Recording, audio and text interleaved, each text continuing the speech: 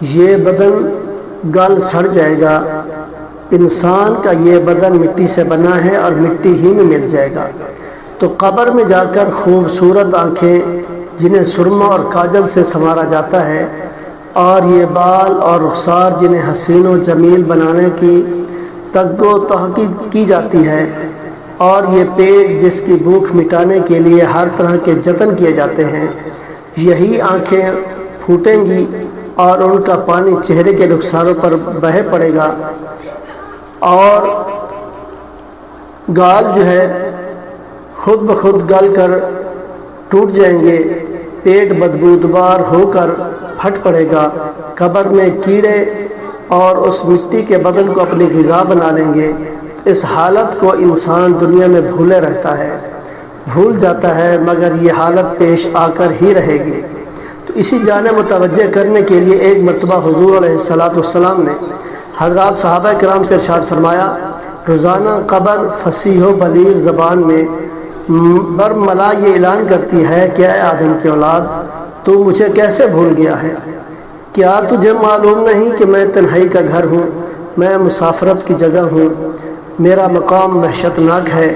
اور میں کیڑے مکوڑوں کا گھر ہوں، اور میں تنگ جگہ ہوں سوائے اس شخص کے لیے جس پر اللہ تعالی مجھے وسیع فرما دے۔ پھر حضور علیہ السلام نے ارشاد فرمایا کہ قبر یا تو جہنم کے گڑھوں میں سے ایک گڑھا ہے یا جنت کے پھلواریوں میں سے ایک پھلواری ہے۔ لہذا اللہ تعالیٰ سے شرم حیا کا تقاضا بیان کرتے ہوئے حضور علیہ السلام نے ارشاد فرمایا کہ اپنی موت اور بدن کی بوسیدگی کو یاد رکھیں، تو اس سے فکر آخرت پیدا ہوگی اور گناہوں سے بچنے کا داعیہ ابھر کر سامنے آئے گا۔ تو جب انسان موت کو یاد کرے گا دل سے، اور تو وہ برائی سے بہرحال ضرور بچنے کی کوشش کرے گا۔